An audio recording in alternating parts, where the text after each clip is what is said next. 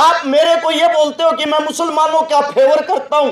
मैं आपसे पूछना चाहता हूं, आपको मुसलमान गंदे क्यों लगते हैं?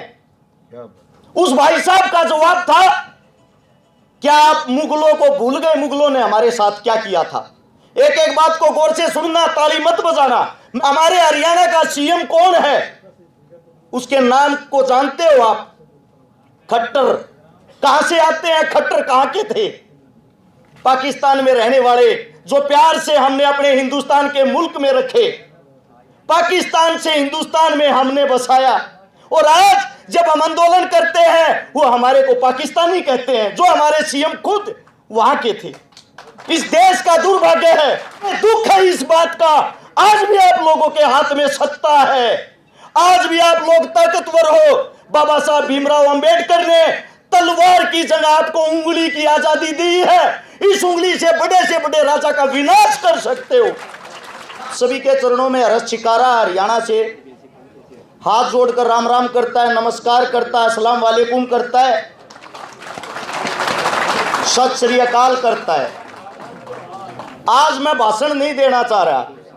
आज मेरे समाज की यहां पे सरदारी बैठी है और उस सरदारी से मैं अपना दुख प्रकट करना चाह रहा हूं। मैं आज से 3 दिन पहले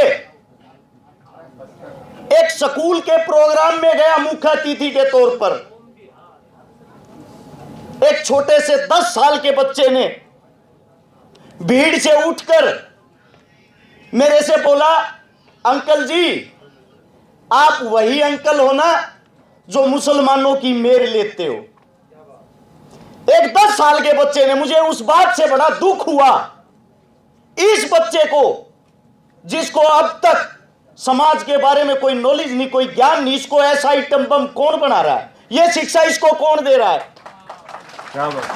आप यहां आते हो, आप अपनी बातें रखते हो। आज मैं भी कुछ बात रखना चाहता हूं। हो सकता है दोबारा से ये बातें ना रख पाऊं, क्योंकि सरकार बड़ी क्रूर है, हमारे को तोड़ने का काम करती है। मैं आज आप सबसे पूछना चाहता हूं, क्या आप लोगों को इस बात का पता लगा, हिंदू मुसलमान सिख इनके झगड़े की जड़ क्या है? यह जहर फैलता क्यों है? मुझे इस बात का बड़ा दुख होता है जब यह सुनता हूं। मेरी एक बार एक साथी से आपस में वार्तालाप हुई। मैंने पूछा, आप मेरे को यह बोलते हो कि मैं मुसलमानों का फेवर करता हूं। मैं आपसे पूछना चाहता हूं, आपको मुसलमान गंदे क्यों लगते हैं? उस भाई साहब का जवाब था, क्या आप मुगलों को भूल गए? मुगलों ने हमारे साथ क्या किया था? एक एक बात को गौर से सुनना, ताली मत बजाना। मैं हकीकत की बातें करता हूं, हकीकत पे जाना।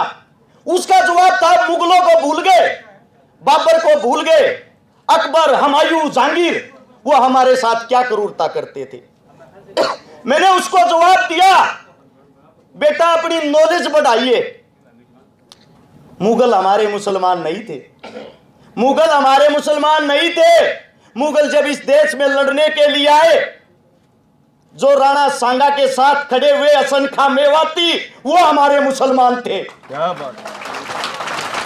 बार बार गंदा गलत इतिहास परोस कर आप हमारे को दिखाते हो, मुसलमानों ने हिंदुओं पर कहर किया, मुसलमानों ने हिंदुओं पर कहर किया। टीवी देखो, पत्रकार देखो, अगर कोई मुसलमान नाम का आदमी किसी बलात्कार में सम्मिलित होता है, उस खबर को विश्व लेवल की बनाया जाता है। मैं आप सबसे पूछना चाहता हूं, हिंदुस्तान के अंदर लगभग हर रोज 10,000 बलात्कार होते हैं, वे अखबार में क्यों नहीं आते? उससे अलग थोड़ा बीमार हूं, माफी चाहता हूं। आप लोगों को एक बात बताता हूं, हमारी असली लड़ाई क्या है। जब गोरे लोग हमारे यहां आए, उसने देखा हिंदुस्तान को कौन चलाता है। गोरे लोगों को दाढ़ी वालों से बड़ी नफरत थी। दाढ़ी वाले कौन? जाट, जट, जुट। हिंदुओं के अंदर जाट, जो एक मजबूत कौम होती जिसको बोला जाता जाट लैंड। सिखों के अंदर जट, और अपने जो मौलवी होते हैं जिनके अंदर होते हैं जुट। अरे चेक करो, आप एक ही मां के बेटे हो। अपना ब्लड पहचानो, अपना रक्त पहचानो। जब अंग्रेजों को पता लगा ये हर लड़ाई में एक साथ इकट्ठे होकर लड़ते हैं, सिर्फ यही वो बुलंद आवाज, इनको तोड़ा कैसे जाए। आप लोगों को तोड़ने के लिए प्रायोजित दंगा कराया गया 1947 में, हिंदू पाकिस्तान का नाम देकर। जो आप लोग इस हिंदुस्तान की मिट्टी के लिए 47 से पहले एक होकर लड़े थे, आप लोगों के बीच में ऐसे आइटम बम अंग्रेजों ने तैयार कर दिए, एक दूसरे के खून के प्यासे हो गए, एक दूसरे की बहन बेटी की इज्जत लूटने लग गए। लाखों लोगों की ट्रेन यहां से भरकर मुसलमानों की पाकिस्तान जाती है खून से लथपथ। पाकिस्तान से हिंदुओं की ट्रेन भर के यहां आती है हिंदुस्तान में। उनको लड़वाने वाला कौन था, मरवाने वाला कौन था, मिटवाने वाला कौन था? कोई हिंदू मुसलमान नहीं, ये हिंदुस्तान की गंदी सियासत और राजनीति। आप लोगों को तोड़ा गया। जो हमारा पंजाब मजबूत था, हिंदुस्तान पे जो राज करता था, उसका उस बदले में 60% हिस्सा पाकिस्तान में चला गया। आप लोग 40% रह गए।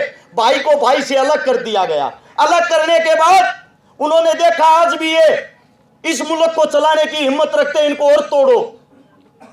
पंजाब को तोड़ के उसके अंदर से हिमाचल निकाल दिया, उसके अंदर से हरियाणा निकाल दिया, फिर भी आप लोग मजबूती के साथ दिखाई दिए। उनमें सबसे मजबूत रहा सिख। 1984 के दंगों के दौरान सिखों को इतना बदनाम कर दिया गया कि पगड़ी वाला आतंकवादी होता है। उसके बाद बचता है मुसलमान, जो आज इस पीड़ा को झेल रहा है। उसके बाद बचता है जाट, जो 2016 के जाट आरक्षण के दौरान जातीय दंगों को करा के आप लोगों को भी बदनाम कर दिया गया। हमारे हरियाणा का सीएम कौन है, उसके नाम को जानते हो आप? खट्टर। कहां से आते हैं खट्टर, कहां के थे? पाकिस्तान में रहने वाले, जो प्यार से हमने अपने हिंदुस्तान के मुल्क में रखे, पाकिस्तान से हिंदुस्तान में हमने बसाया। और आज जब हम आंदोलन करते हैं, वो हमारे को पाकिस्तानी कहते हैं, जो हमारे सीएम खुद वहां के थे।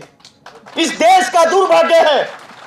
मैं बार बार एक बात कहता हूं, नरेंद्र मोदी साहब, जो खुद एक तेली जाति से संबंध रखते हैं, दुख है इस बात का।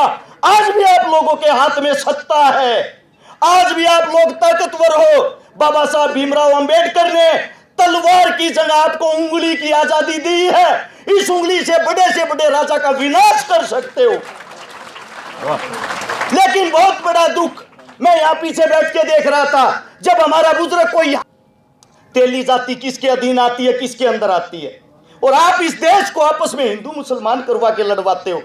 जिस धरती पर आज आप बैठे हो, जहां पे इस दिल्ली के अंदर जब ये पगड़ियां, ये टोपियां और ये दाढ़ी वाले एक थे, ये दिल्ली हमारी दुल्हन होती थी। आज बड़ा दुख है, दिल्ली को कौन चला रहे? जो दिल्ली के दरबारों में झाड़ू पोछा करते थे, उनके लोग कहां चले गए? वो असली मालिक।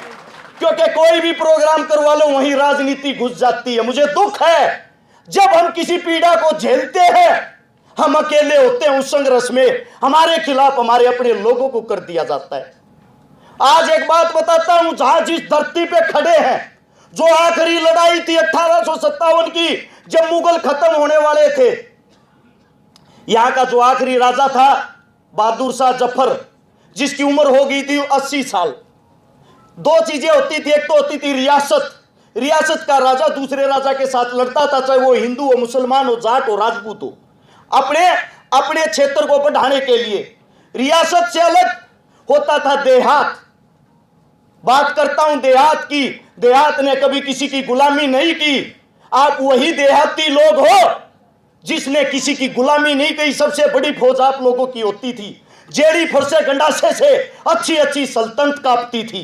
जब बहादुर शाह जफर को अंग्रेज कैद करने के लिए आए, वही राजा जिससे हिंदुस्तान हिलता था, वही मुगल पूत भागकर दिल्ली के जिस पृथ्वी पे, जिस कोने पे आप बैठे हो, यही गांव था छोटा सा, जिसका नाम था मालचा।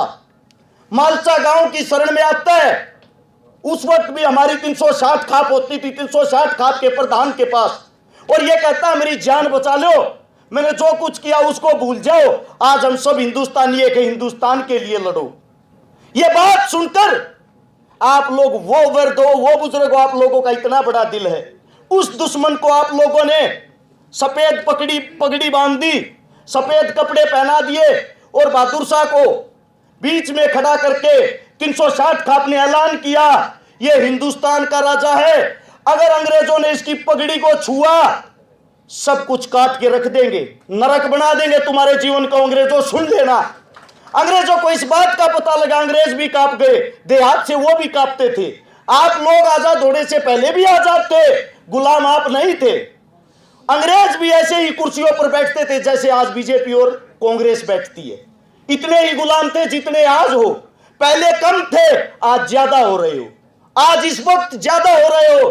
जब बहादुर शाह जफर गया, जाने के बाद अंग्रेजों को पता लगा उनसे मिलके आया है, उसकी जान बकस दी आप लोगों के डर के कारण।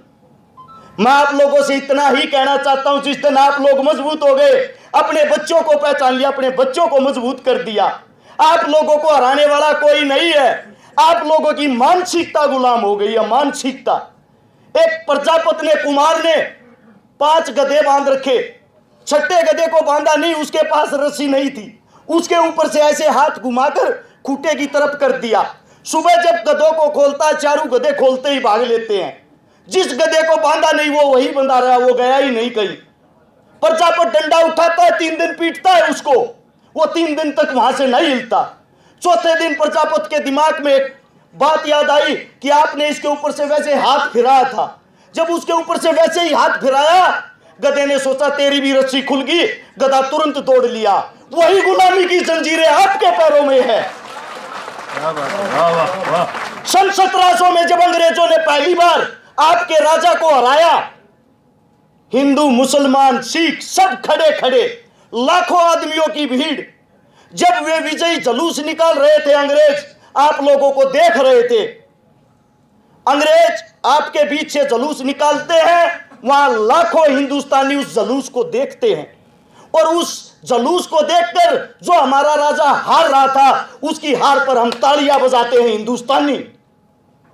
अंग्रेज अपनी किताब में लिखता है हमारी संख्या 3000 थी, तालियां बजाने वालों की संख्या 3 लाख। एक आदमी एक पत्थर मारता, हिंदुस्तान कभी गुलाम नहीं होता। हमें आके बोलता है, पब्लिक शोर शराबा करना शुरू कर देती है। अरे आप 4-5 घंटे नहीं बैठ सकते, क्या क्रांति लाओगे? अपने बड़ों का मान सम्मान नहीं कर सकते, क्या क्रांति लाओगे?